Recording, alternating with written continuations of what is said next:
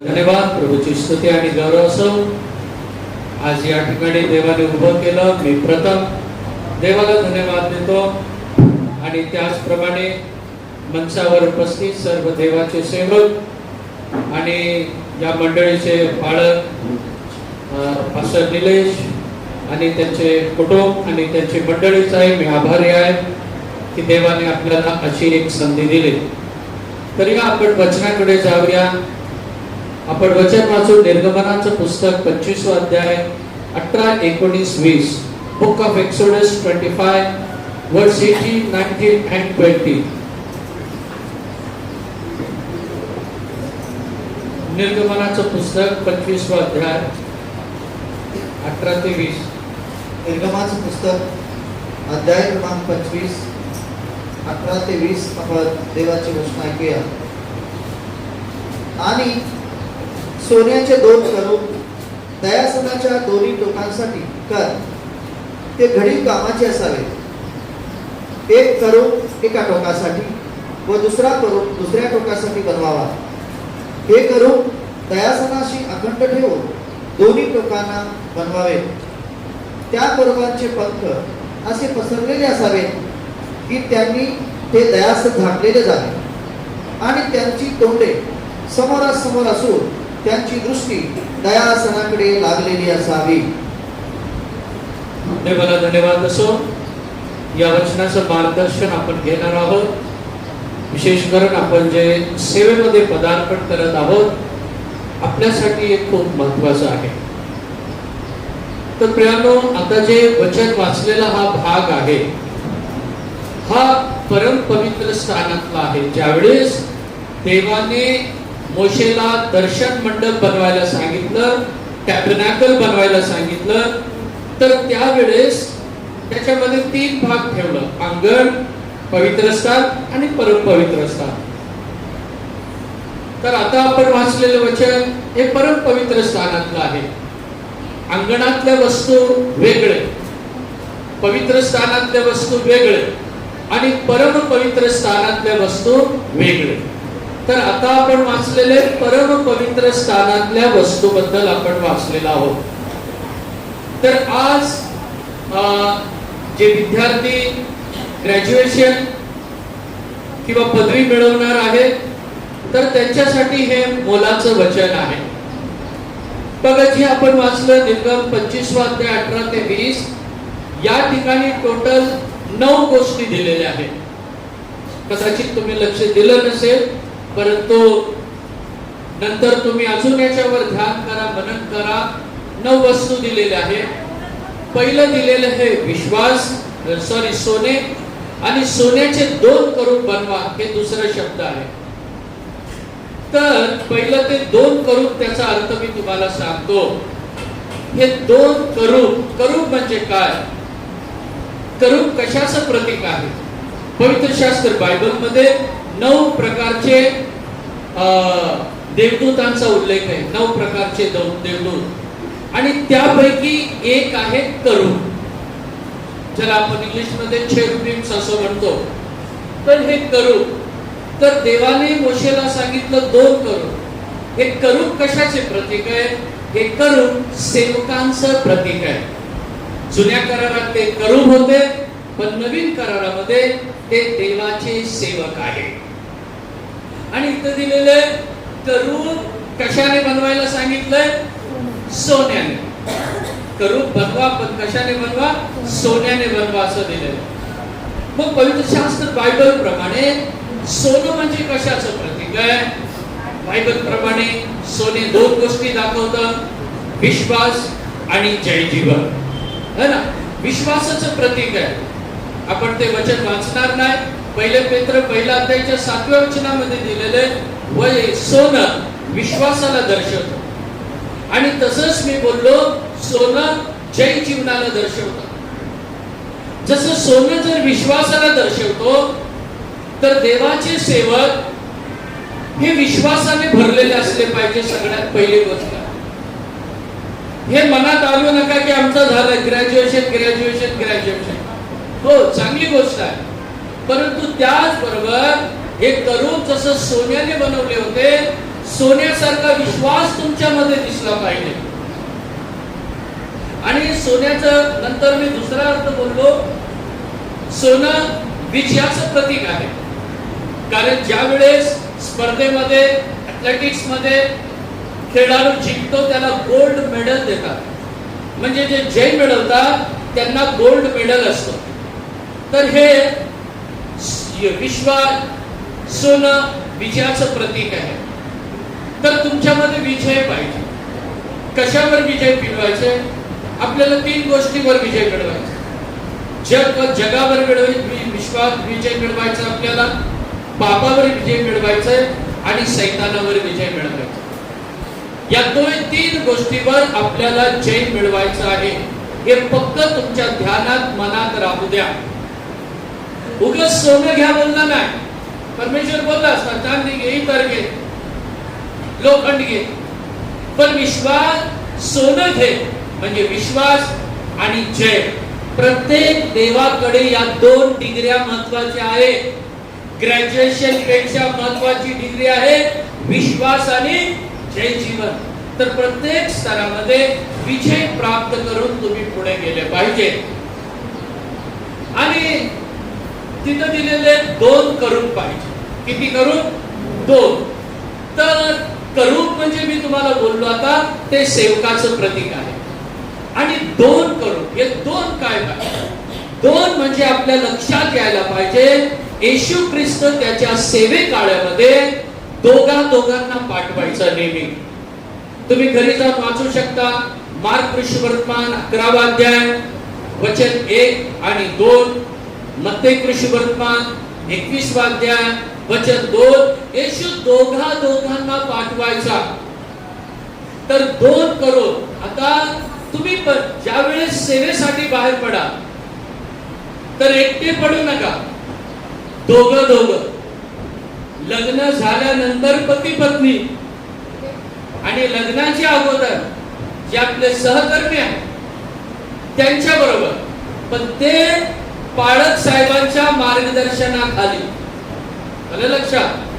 ज्या वेळेस तुम्ही निघता 2 तुमच्या बरोबर साथीदार कोण आहे हे बघा आणि बायबलचा सिद्धांत फॉलो करा. दोघांना प्रभू पाठवायचा. दोघं प्रभूच्या सेवेसाठी जा. म्हणून हे जे परमपवित्र स्थानातले जे करूब आहे, देवाने किती करूब बनवले तिथे? 2. तेच येशू ख्रिस्ताने फॉलो केलं. दोघांना पाठवायचा. तेच आपल्याला फॉलो करायचंय. 2 by 2. एकटे जायचे नाही. 3 असले तरी चालते. हा, काही अपवादात्मक परिस्थितीमध्ये एकटा जाता येईल, ती गोष्ट वेगळी. परंतु ज्या वेळेस तुम्ही प्लॅन करता, सेवेसाठी बाहेर पडताना दोघं प्लॅन करा. 2 by 2. दोघं सेवेसाठी बाहेर पडा. आणि त्याचप्रमाणे तिसरी गोष्ट तिथे दिलेले. हे 9 गोष्ट सांगितल्यानंतर तुम्हाला विचारणार आहे बरं का, 9 गोष्टीचं नाव सांगा. तर पहिलं काय पाहिलं आपण? सोन्याचा. आणि दुसरं काय बोललो? 2 करू. आणि आता तिसरी गोष्ट आहे तिथं दयासन दिलेला आहे. जे निर्गम 25वा अध्याय 18 ते 20 पाहिलं ना, त्याच्यामधूनच आहे सगळं. तिसरं त्या ठिकाणी दिलेले दयासन. तर ते 2 करू आहे दयासनावर आहे. दयासनाशी जुळलेले. दयासन म्हणजे कोण? जसं परम पवित्र स्थानामध्ये पण 3 वस्तू, अंगणामध्ये 2 वस्तू होत्या, पवित्र स्थानामध्ये 3 वस्तू होत्या, तसं परम पवित्र स्थानामध्ये पण 3 वस्तू. महायाजक अंगणामध्ये यायचा रोज, पवित्र स्थानामध्ये पण रोज.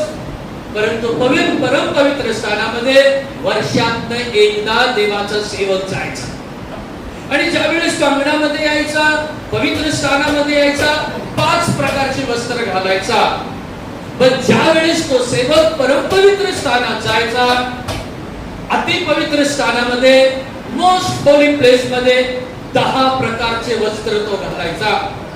ते 10 प्रकारच्या वस्त्रांना आध्यात्मिक अर्थ आहे. म्हणजे पूर्ण तयारी करून तो जायचा. त्याचप्रमाणे प्रिय देवाच्या सेवकांनो, परम पवित्र स्थानामध्ये 3 वस्तू आहेत. जे परम पवित्र स्थानात आहे, पहिला आहे कराराचा कोश. त्या कराराचा कोश त्याच्यावर एक झाकण आहे, म्हणजे त्याच्यामधले असलेले 3 वस्तू आहेत. त्या 3 वस्तूला झाकायला एक झाकण आहे आणि त्या झाकणाच्या वर 2 करूब आहे. तर ते जे झाकण आहे त्या झाकणाचं नाव आहे दयासन. तर या ठिकाणी दिलेले दयासनावर ते करूब आहे. मग दयासन याचा आध्यात्मिक अर्थ आहे प्रभू येशू ख्रिस्त. दयासनाचा स्पिरिच्युअल मीनिंग येशू ख्रिस्ताचं प्रतीक आहे. म्हणजे जे देवाचे सेवक जे करूब आहेत त्यांना बेस आहे. कोणता बेस आहे? दयासनावर ते आहे. आणि दयासन म्हणलं मी येशू ख्रिस्त. तर प्रिय देवाच्या सेवकांनो, तुमचा बेस आहे येशू ख्रिस्त. येशू ख्रिस्त या फाउंडेशनवर तुम्हाला सेवा करायची आहे. तुमचा फाउंडेशन पैसा नसला पाहिजे. तुमचा फाउंडेशन इतर कोणती गोष्ट नसली पाहिजे. तुमचा फाउंडेशन दयासन पाहिजे. जर दयासन नाही तर ते खरोखर खाली पडते. तसे येशू ख्रिस्त नाही तर आपण उभे राहू शकत नाही. तर इथं दिलेले ते लोक ते दयासनावर ते असले पाहिजे म्हणून त्या ठिकाणी दिलेलं आहे. ते आहे तिसरी गोष्ट. आता चौथी गोष्ट काय आहे? तिथं दिलेले हे जे 2 करूब आहे 2 टोकास असलं पाहिजे. हे समजा दयासन आहे तर एक टोक ये आहे आणि एक टोक ये आहे. तर 2 पैकी एक करूब या टोकाला पाहिजे, दुसरा करूब या टोकाला पाहिजे. कळालं ना? इथं आणि इथं टोकाला पाहिजे. हे टोक म्हणजे काय? करूब कुठे बसलेले? टोकावर. याच्यातून तुम्ही काय शिकलं पाहिजे? मी आता बोललो करूब म्हणजे सेवकांचं प्रतीक आहे आणि ते टोकाला आहे. बरेच सेवकांना शेवटची जागा आवडत नाही, त्यांना फ्रंट जागा पाहिजे. नेहमी लक्षात ठेवा, देवाचा जो प्लॅन आहे ना, देवाने तुम्हाला बसवलेलं जे टोक मिळेल, कधी कधी तुम्हाला लास्ट बेंच मिळेल, तर त्यावेळेस निराश व्हायचं नाही. काय काय वेळेस एखादी कार्यक्रम पत्रिका असेल त्यावेळेस तुमचं नाव टोकाला असेल एकदम लास्ट, तर त्यावेळेस निराश व्हायचं नाही. आणि ज्या वेळेस एखादी प्रभू येशू ख्रिस्ताने पण सांगितलं, ज्या वेळेस तुम्हाला आमंत्रित केलं जाईल तर प्रभू पण बोलला तुम्ही पहिलं खाली बसा आणि मग त्याच्यानंतर ते तुम्हाला आदराने वर घेतील. नाहीतर पहिलेच तुम्ही जाऊन वर बसला तर ते म्हणतील मान्यवर येणारे तुम्ही खाली बसा, मग त्यावेळेस तुमचा अपमान होऊ शकतो. म्हणून नेहमी लक्षात ठेवा तुमची जागा कुठं आहे? कुठं आहे? शेवट. Praise the Lord. काय काय वेळेस शेवटची जागा मिळेल तर त्यावेळेस आपल्याला निराश उदास व्हायचं नाही. तर बघा, पहिले कोरिन्थीकरास पत्रात आपण वचन वाचूया. 1 Corinthians chapter 4 and verse 9. पहिले कोरिन्थीकरास पत्र 4 अध्याय वचन 9 आपण पाहूया. पहिले करी पास्टर डायरेक्ट वाचा बरं का, मी बोलतोय तुम्हाला. 9 वचन. कारण मला वाटते देवाने आम्हा प्रेषितांना शेवटल्या जागेवरचे आणि मरणास नेमलेल्यांसारखे करून पुढे ठेवले आहे. कारण आम्ही जगाला म्हणजे देवदूतांना व माणसांना. या ठिकाणी दिलेले परत एकदा वाचा. कारण आम्ही जगाला म्हणजे देवदूतांना व माणसांना जणू तमाशा असे झालो आहोत. नाही ते नाही, परत ते 9 वचन. कारण मला वाटते देवाने आम्हा प्रेषितांना शेवटल्या जागेवरचे. बस. पौल म्हणतो आम्हा प्रेषितांना देवाने कुठं? शेवट. तर नेहमी लक्षात ठेवा, तुम्हाला एखादी शेवटची जागा मिळाली तर नाराज व्हायचं नाही, किंवा मागे बसायची वेळ आली तर त्यावेळेस नाराज व्हायचं नाही. देवाने 2 करूबाला कुठे ठेवलेले? टोकाला ठेवलेले. तर नेहमी पडत जाऊ नका पुढे बसायला, है ना. काय काय लोकांना इच्छा असते, ग्रॅज्युएशन झालेलं आहे बरं का, माझं सर्टिफिकेट आहे माझ्याकडे. नाही, ते त्याला स्पिरिच्युअल लाईफ मध्ये काहीच व्हॅल्यू नाही. फक्त ते तुम्हाला एक मान सन्मानाचं एक सर्टिफिकेट आहे. परंतु आध्यात्मिक जीवनामध्ये त्याचा उपयोग नाही. आध्यात्मिक जीवनामध्ये आपण काहीच नाही. ते करूब म्हणजे टोकाचे आहे, म्हणजे लास्ट आहे असं गृहीत धरून नेहमी पुढे जा. मला प्रार्थना करायला लावली नाही, बाळासाहेब या दिवसात मला विचारतच नाही, बाळासाहेब मला गीत गायला बोलत नाही, बाळासाहेब मला विचारत नाही. ही भावना ज्या दिवशी आली ना, समजायचं तुमचं पतन सुरू झालं. ते आलं लक्षात? त्या दिवशी आपलं डाऊनफॉल सुरू झालेलं आहे. नाही, नेहमी देवाकडे वाट.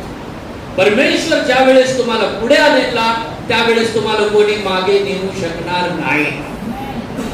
प्रभूला धन्यवाद. आणि पाचवं बघा, पाचवं आहे ते जे करूब आहे, त्याला दिलेले घडीव काम करून ते करूब बनवायचं. घडीव काम झालं पाहिजे.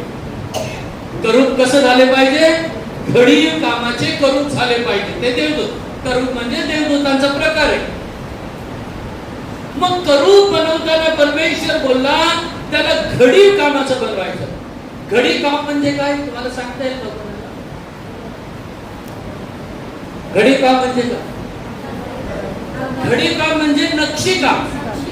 जसं छोटं छोटं छोटं ठोकून ठोकून ठोकून आहे ना एखादी वस्तू बनवणं, तर एक करूबांना पण कसं छन्नी आणि हातोडा घेऊन काय करायचं? हळू हळू हळू हळू ठोकून ठोकून ठोकून त्याला काय बनायचं? करूब. Praise the Lord. करूब म्हणजे काय बोललो मी? देवाचे सेवक. सेवकांना प्रभू तयार कसं करतो? ठोकून ठोकून ठोकून तयार करतो. Praise God. आता ठोकण्याची प्रक्रिया सुरू होईल. एका हातात छनी, एका हातात हातोडी. देव काय करेल? तुम्हाला ठोकच आहे. त्यावेळेस रडत बसायचं काय? माझ्या जीवनात कसं काय? मलाच देव काय ठोकतो धरून? अरे तुला सुंदर बनवायचंय म्हणून परमेश्वर ठोकतोय तुला. जेवढं नक्षीकाम होईल ना, ते करूब तेवढं सुंदर दिसणार. स्नो पावडर लावून कोण आध्यात्मिक जीवनात सुंदर होत नाही. स्नो पावडर लावून आणि आपण ब्युटी पार्लर मध्ये जाऊन तोंड पण धुत नाही. आपण धुतलं की सगळं गेलं आपण. ते बाह्य सौंदर्याबद्दल मी बोलत नाही. आध्यात्मिक सौंदर्य असलं पाहिजे तुमच्यामध्ये. Servants of God should be beautiful. सुंदर असले पाहिजे. सुंदर रंगाने बोलत नाही मी तुम्हाला. तुमचं स्पिरिच्युअल लाईफ, आध्यात्मिक जीवन तुमचं सुंदर पाहिजे. सुंदर कधी होईल? घडीव काम झालं पाहिजे. ज्या वेळेस त्या करूबांना ठोकेल, त्याला बनवेल, तर त्यावेळेस त्यांना वेदना होईल. तेच घडीव काम म्हणजे कष्टाचं जीवन. Praise the Lord. तर आज तुम्ही दाखल झाले कशामध्ये? कष्टाच्या कामामध्ये. ज्या वेळेस माझं ऑर्डिनेशन झालं आणि ज्या वेळेस मी मद्रास या ठिकाणी ट्रेनिंगला गेलो, तर तिकडचे जे चीफ पास्टर होते ते माझे ओळखीचे होते. ते मुंबईला येऊन गेले होते आणि त्याने मला पहिलं बोलला, अरे तुम भी आ गया मरने के लिए. तुम भी आ गया किस लिए? मरने के लिए. म्हणजे जे आपण आता दाखल झालेलो आहोत ना, कष्ट उचलण्यासाठी आपण प्रभू मध्ये आता पुढाकार घेत आहोत. घडीव काम आता सुरू होत आहे. कष्टाचे काम आता सुरू होत आहे. वाचा लूक ऋषीवर्तमान 14वा अध्यायामध्ये आपण बघूया. लूक 14वा अध्याय वचन 26 आणि 27. 26-27.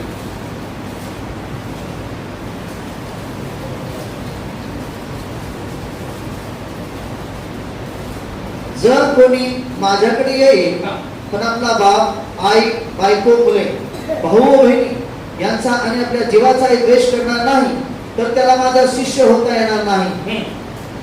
जो कोणी स्वतःचा वधस्तंभ घेऊन माझ्या मागे येत नाही, त्याला माझा शिष्य होता येत नाही. प्रभूला धन्यवाद. बघा 26व्या वचनामध्ये दिलेले आपल्याला काही गोष्टी त्याग करायचे. इथं दिलेलं आई, बाप, भाऊ, बहीण, मुले आणि स्वतःचाही काय करायचं आहे? द्वेष केल्याशिवाय त्याला माझा शिष्य होता येत नाही. ते द्वेष करणे याचा अर्थ काय? प्रभूला जास्त प्रेम करायचं. प्रेम कुणाला करा आता तुम्ही जास्त? तुम्ही प्रभूच्या सेवेत. म्हणून प्रभू बोलला असं केलं नाही तर तुम्हाला शिष्य होता येणार नाही. दुसरं काहीतरी नाव देऊ आपण, पण तुम्ही डिसायपल बनू शकत नाही. प्रभूचा शिष्य बनवायचे. एक मी बोललो घडीव काम, कष्टाचं काम आहे. काही का वेळेस एका बाजूला आपलं आई असेल, पण दुसऱ्या बाजूला एक आत्मा असेल. पण तुम्हाला त्या ठिकाणी दिलेले आत्म्यावर प्रेम करायचं. प्रभूच्या सेवेमध्ये आई, बाप, भाऊ, बहीण हे अडथळा होता कामा नये, म्हणून त्यांच्यावर जास्त प्रेम करायचं नाही. खूप कष्टाचं आहे ना, मम्मी मम्मी मम्मी. हे सगळं आता तुम्हाला, जसं प्रभू येशू ख्रिस्ताला पण सांगितलं तुझे आई आणि भाऊ आले. येशू बोलला माझी आई कोण, माझा भाऊ कोण? जे देवाचं वचन ऐकतात आणि त्याप्रमाणे चालतात तेच आहे. म्हणून हे सगळं घडीव काम आहे प्रियानो, हे सगळं घडीव काम. आणि हे तुम्हाला कोणत्याही बायबल कॉलेजमध्ये शिकवलं जाणार नाही. चॅलेंज आहे मला. प्रभूची स्तुती असो. आणि 27व्या वचनामध्ये दिलेले वधस्तंभ घेऊन माझ्या मागे या. वधस्तंभ कुठे घ्यायला सांगितलं? पाठीवर घ्यायला सांगितलं. वधस्तंभ उचललं. वधस्तंभ उचललं रे उचललं. काय झालं? तो माणूस काय झाला? वाकला. त्या नम्रतेची सेवा करायला प्रभूने सांगितलंय. करू. जे देवाचे सेवक आहेत त्यांच्याबद्दल हे दिलेलं आहे. आपलं वधस्तंभ घेऊन वाकलं पाहिजे. Praise the Lord. आता वधस्तंभ डायरेक्ट पोटावर येतो. वधस्तंभ पोटावर घ्यायला नाही सांगितलं, पाठीवर घ्यायला सांगितलं. पोटाची काळजी नाही. काय काळजी? वधस्तंभ येऊन जातो. पोटाची काळजी करायची नाही, आत्म्याची काळजी करायचा असतं. प्रभूला धन्यवाद. प्रभूची स्तुती असो. जसं प्रभू कष्टाच्या मार्गातून गेला, तुम्हाला पण कष्टाच्या मार्गातून जायचं आहे. तेच आहे घडीव काम. घडीव काम केलं पाहिजे. जेवढं ठोकलं जाईल, जेवढं नक्षी काढले जाईल, तेवढं सुंदर बनेल. दुसरे थिमोथी पहिला अध्यायाचं 8वं वचन पण आपण वाचूया. Second Timothy chapter 1 and verse 8. दुसरे थिमोथी पहिला अध्याय 8वं वचन वाचा. म्हणून आपल्या प्रभूविषयीच्या साक्षीची आणि मी जो त्याचा बंदीवान त्या माझी तू लाज धरू नयेस, तर देवाच्या सामर्थ्याच्या परिमाणाने स्वार्थेसाठी माझ्याबरोबर दुःख सोसावे. स्वार्थेसाठी माझ्याबरोबर काय सोसावे?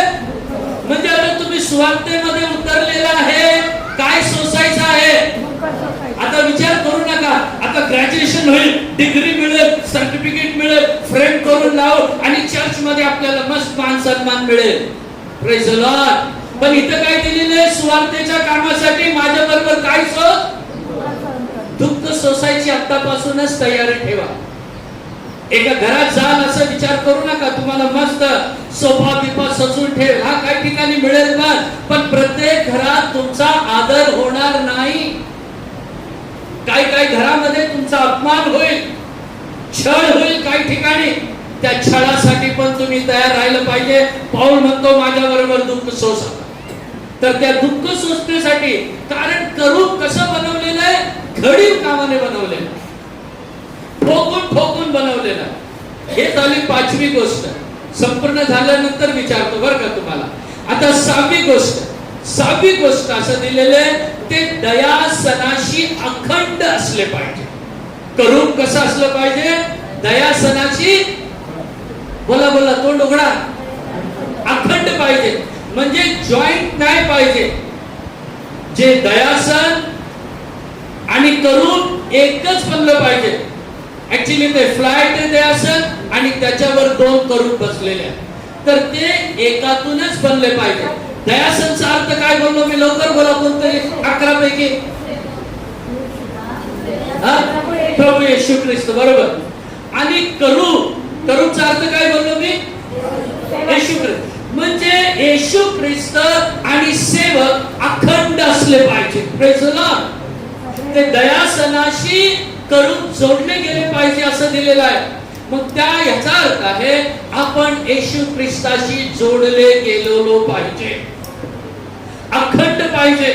म्हणजे येशू ख्रिस्त आणि सेवक एकच पाहिजे.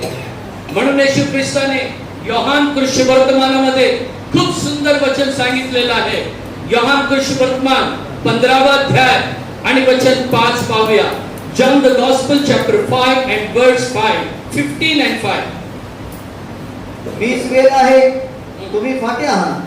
जो माझ्यामध्ये राहतो आणि मी ज्याच्यामध्ये राहतो तो पुष्कळ फळ देतो, कारण माझ्यापासून वेगळे असल्यास तुम्हाला काही करता येत नाही. बस माझ्यापासून वेगळे असता तुम्हाला काही करता येत नाही. येशू ख्रिस्ताशिवाय तुम्ही काहीही करू शकत नाही. ऐकलं का?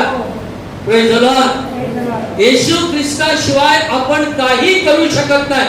म्हणजे आपण त्याच्याबरोबर जोडले गेलेलो आहोत. ज्यावेळेस तुमचं ऑर्डिनेशन होतं, ज्यावेळेस तुमचं ग्रॅज्युएशन होतं, तर प्रियांनो येशू ख्रिस्ताशी तुम्ही जोडले जाता आणि येशू ख्रिस्ताशिवाय तुम्ही काही करू शकत नाही. तर थोडं फास्ट जातो मी आता. 7वी गोष्ट दिलेली आहे, त्यांचे पंख पसरलेले पाहिजेत. म्हणजे हिथं एक करूब आहे, हिथं एक करूब आहे आणि त्याचे पंख कसे पाहिजे? पसरलेले पाहिजे. म्हणजे पंख असं एकवटून बसले नाही पाहिजे. त्यांचं पंख नेहमी कसलं पाहिजे? पसरलेला पाहिजे. Praise the Lord. पंख पसरलेला याचा अर्थ काय? भरारी मारण्याची तयारी. करूबाचे पंख पसरले पाहिजे. करूब म्हणजे देवाचे सेवक. प्रत्येक देवाच्या सेवकाला एक आशा पाहिजे. Hope of his coming. Yeshu ख्रिस्ताच्या आगमनाची आशा पाहिजे आणि आम्हाला त्याच्याबरोबर उडून जायचं आहे. हे आपले पंख पसरलेले. आणि दुसरं काय त्याचा अर्थ? पंख पसरलेले म्हणजे आता करूब तयार झाले. कुठे जायला? पुढे जायला. तर प्रियांनो तुम्हाला पुढे जायचं आहे. जसं करूबाचं पंख पसरलेले, करूब म्हणजे देवाचे सेवक, तर तुमचे पण पंख पसरलेले असू द्या आणि तुम्हाला तयारी करायची आहे पुढे जायची. कशामध्ये तुम्हाला पुढे जायचंय? रोज बायबल वाचन पाहिजे. बघा लक्षात ठेवा, ज्या दिवशी बायबल वाचन नाही, मी बोलतो त्या दिवशी घराच्या बाहेर जाऊ नका. जोपर्यंत तुमचं बायबल वाचन होत नाही तोपर्यंत तुमच्या पोटाला अन्न देऊ नका. पहिलं माझं बायबल वाचन झालं पाहिजे, रोज झालं पाहिजे. आणि रोज सकाळी तुम्ही उठल्याबरोबर काय केले पाहिजे? प्रार्थना केली पाहिजे. ज्यावेळेस मी प्रभूची सेवा करत होतो, आमचा नियमच होता पहाटे 4 वाजता उठून प्रार्थना करायची. एकदा मी पहाटे 4 वाजता उठलो नाही प्रार्थनेसाठी, स्तुतीसाठी. त्या दिवशी मी किचन मध्ये सांगितलं, आज मी जेवणार नाही, कारण आज मी पहाटे 4 वाजता स्तुतीसाठी, प्रार्थनेसाठी उठलो नाही, तर प्लीज आज मला जेवण तुम्ही देऊ नका. नियम आपण स्वतः लावून घ्यायचे. लक्षात ठेवा, अशी वेळ येऊ देऊ नका कोणतरी देवाचा सेवक कोणतरी तुम्हाला नियम लावून देत नाही. तुम्ही स्वतः नियम लावून घ्या स्वतःवर. म्हणजे तुम्हाला कळायला पाहिजे, reading Bible and spending time in the presence of God is very important. खूप महत्त्वाचं आहे. तुमच्या जीवनापेक्षा ते जास्त महत्त्वाचं आहे. पंख पसरलेले असू द्या, सेवेची तयारी तुमची असू द्या, विश्वास जीवनामध्ये, पवित्र जीवनामध्ये नेहमी पुढे असले पाहिजे. प्रभूला धन्यवाद. ते 7वं. आणि 8वं, हे टोटल मी 9 गोष्टी बोलणार आहे.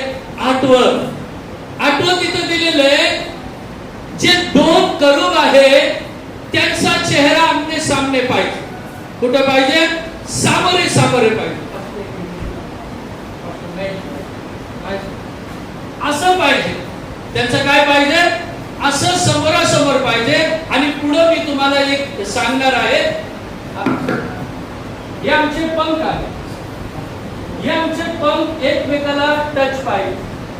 हे करूबाचं पुढे असं दिलेलं आहे. परत एकदा घरी जाऊन वाचा. हे असं पाहिजे. आणि तिसरं खाली, खाली हे असे. ऍक्च्युअली मी ते इथं डायग्राम दाखवणार होतो आता, कारण हे सगळे आहे, परंतु हे बोर्ड असल्यामुळे मी दाखवत नाही. हे असे पाहिजे करू. तिसरं, आमचे पंख जुळलेले आहेत, आमचं मुंडकं खाली आहे आणि त्याच वेळेस we are face to face. आम्ही समोर आहे. ते एक करूब असं आहे आणि मी असं नाही. हे करूब असं आहे, मी असं नाही. समोर आहे, समोर. थँक्यू. प्रभूला धन्यवाद. सामोरे सामोरे पाहणारे पाहिजे. याचा अर्थ काय? एकमेकाशी आपण शांती समाधानाने राहिलं पाहिजे. Praise the Lord. आपण एकमेकाशी कसं राहिलं पाहिजे? शांती समाधानाने राहिलं पाहिजे. एक सेवक दुसऱ्या सेवकाबरोबर, एक सेवक दुसऱ्या सेवकाबरोबर कसं राहिलं पाहिजे? शांती समाधान. आज सांगू का वास्तव्य तुम्हाला काय आहे? देवाचे सेवक म्हणजे कुत्र्यासारखं झालेलं. आणि दुःखाची गोष्ट आहे, कारण एक एरियाचा कुत्रा दुसऱ्या एरियामध्ये आले तर तो कुत्रा काय करतो? एकदम भोकायला लागतो. पण प्रिय देवाच्या सेवकांना तुम्ही तसे हो ना. एक दुसऱ्या सेवकाचं काय करायला शिका? आदर करायला शिका, सन्मान करायला शिका. कदाचित तो तुमच्यापेक्षा वयाने छोटा असेल, अनुभवामध्ये छोटा असेल, त्याचा सन्मान करा. मोठे असले तर कराच. तेच आहे, देवाने करूबांना असं बनवलं, असं घडवलं. समोरे समोरे बघा.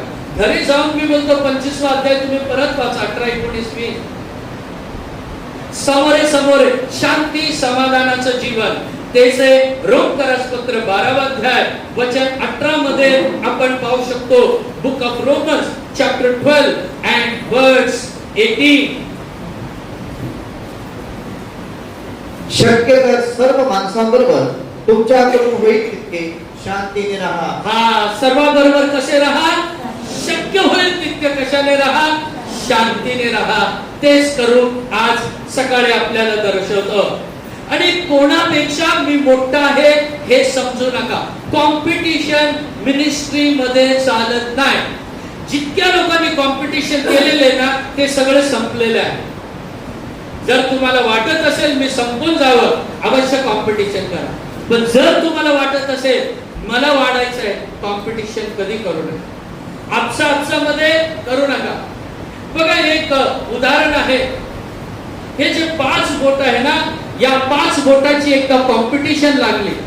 एक बोलला मी मोठा आहे, दुसरा बोलला मी, तिसरा बोलला मी, चौथा बोलला मी मोठा आहे, 5वा बोलला मी मोठा आहे. मग ते येशूचे शिष्य पण त्यांच्यामध्ये पण कॉम्पिटिशन होती. मग काय झालं? हे 5 बोलले एकमेकाबरोबर कसे तू मोठा. छोट्याला बोललं तू मोठा कसं? तर छोटा काय बोलला? ज्या वेळेस तुम्ही प्रेज द लॉर्ड बोलता तर सगळ्यात पुढे कोण आहे? मी आहे, म्हणून मी मोठा आहे तुमच्याकडे. आणि ह्याला सांगितलं तू कसा मोठा आहे? तो काय बोलतो? राजा महाराजे अंगठी घालतात याच्यामध्येच घालतात, म्हणून मीच कोण आहे? मोठा आहे. तिसऱ्याला विचारलं तू मोठा कसा आहे? बोलतो मी काय उदाहरण देत नाही, बोटाला बोट जोडा आणि बघा कोण मोठा आहे, म्हणून मी मोठा आहे. याला विचारलं तू कसा मोठा आहे? तो काय बोलतो?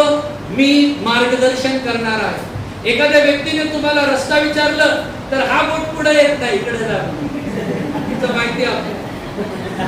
आज बोट पुढे येतो आणि हा बोलतो असा जा. शिक्षण देताना, मार्गदर्शन करताना मी पुढे होतो आणि मीच सगळ्यात मोठा.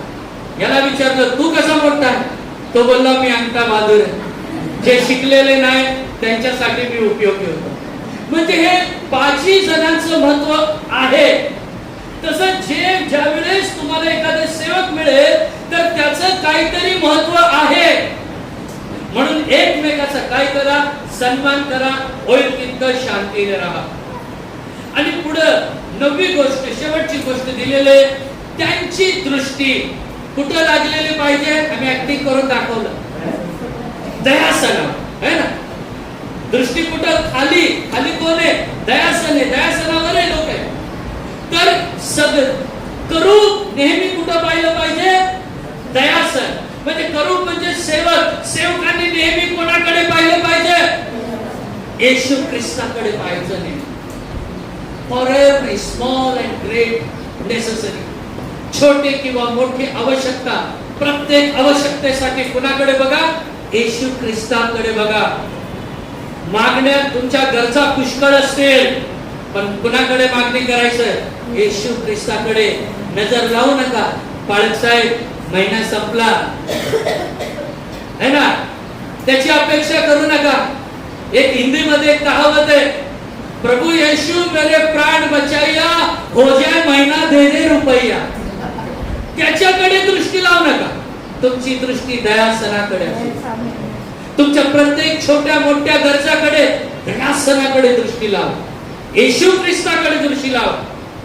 म्हणून फिलिप 4:19 आपल्याला सगळ्यांना माहिती आहे, प्रभू येशू ख्रिस्तामध्ये तुमच्या सर्व गरजा पूर्ण होतात. Praise God. तर प्रभूवर विश्वास ठेवा आणि प्रत्येक छोट्या मोठ्या गरजासाठी येशू ख्रिस्ताकडे बघा. आणि ज्या वेळेस हे 9 क्वालिटीज पूर्ण होतील, मग 10वी गोष्ट प्रभू करणार तुमच्यासाठी. 10वी गोष्ट काय करणार? प्रभू करणार. मग प्रभू तुमच्या तोंडाला अभिषेक करणार. आणि ज्या वेळेस तुम्ही उभे राहणार, तुमच्या मुखातून निघणारे शब्द म्हणजे हिरा मोती सारखा असणार. लोक म्हणणार आम्हाला अजून ऐकायचं आहे. Praise God. परमेश्वर मोशेला बोलला होता. शेवटचं वचन आपण वाचूया. 25व्या अध्यायाचं 22वं वचन. 25-22 निर्गम तिथं दिलेलं आहे. 25-22. तेथे तुला मी भेटत जाईल हा. आणि इस्रायल लोकांसाठी ज्या काही गोष्टी संबंधाने मी तुला आज्ञा देणार आहे त्या सर्वांविषयी मी दयासनावरून त्या साक्षपटाच्या कोशावरील दोन्ही करुणामधून तुझ्याशी बोलेल. मग परमेश्वर काय बोलला? मी तुझ्याशी बोलेल. डायरेक्ट नाही बोलणार. कोणाद्वारे बोलणार? करूबाद्वारे. ते करूब म्हणजे तुम्ही आहात. प्रभू म्हणतो मी माझ्या करूबाद्वारे बोलणार. तुमच्या द्वारे परमेश्वराला बोलायचं आहे. म्हणून देवाचा अभिषेक तुमच्या तोंडावर असू द्या. तुमच्या मुखातून निघणाऱ्या शब्दांची काळजी घ्या. मोबाईल मध्ये तुम्ही काय बोलता, मोबाईल मध्ये तुम्ही काय मेसेज टाकता, यावर तुमचं नियंत्रण असू द्या. या सगळ्या गोष्टी ज्यावेळेस बरोबर असेल, मग त्यावेळेस देव तुमच्याद्वारे बोलत आहे. पण परमेश्वर तुम्ही ज्यावेळेस वचन बोलायला उभं राहील, तुम्हाला काळजी करायची गरज नाही. बोलणारा देव असेल तो बोलतो मी करूबाद्वारे बोलणार आहे. मी डायरेक्ट नाही, करूबाद्वारे बोलेल. प्रभूला धन्यवाद. तर प्रभू तुम्हाला असं बनवू इच्छितो. आणि हे करूब कुठे बोललो मी? हे करूब आहे परम पवित्र स्थानामध्ये. परम पवित्र स्थानामध्ये उजेड प्रकाश कसाचा आहे बघा. अंगणामध्ये जो प्रकाश असायचा तो सूर्याचा असायचा. आणि पवित्र स्थानामध्ये जो प्रकाश असायचा, जो दीपवृक्ष त्याचा प्रकाश असायचा. परंतु परम पवित्र स्थानामध्ये जो प्रकाश असायचा, त्या प्रकाशाचं नाव आहे शकायना ग्लोरी. म्हणजे शकायना महिमा. शकायना महिमा म्हणजे काय? देवाच्या चेहऱ्यावर जो तेज आहे ना, ते तेज तिथं असायचं. आणि त्या ठिकाणी करूब राहणारे म्हणजे देवाच्या समक्षतेमध्ये तुम्ही राहणार आहे. तुमची जागा ओळखा. You are not an ordinary believer. एक साधारण विश्वासू सारखं राहू नका. तुम्ही एक विशेष आहे आणि प्रभू तुम्हाला करूब बनवत आहे, एक विशेष स्थानी ठेवत आहे. ते येशू ख्रिस्त बोलला, जिथे मी तिथे माझा सेवक आहे. तुमची जागा वेगळी आहे. तुमचं राहणीमान वेगळं आहे. तुमचे काम वेगळे आहे. सर्व गोष्टी तुमच्यासाठी वेगळं आहे. येशू ख्रिस्त नगर येणार आहे आणि तुम्ही युगानुयुग त्याच्या बरोबर राज्य करा. आणि त्यासाठी आज तुम्हाला वेगळं करण्यात येत आहे. आजचा दिवस तुमच्या लाईफ मध्ये इम्पॉर्टंट आहे. बोललेल्या गोष्टीचं ध्यान करा, मनन करा, चिंतन करा आणि नेहमी जे तुमचे सेवक आहे त्यांच्या अधीन राहा. प्रभू तुम्हा सर्वांना आशीर्वाद देतो.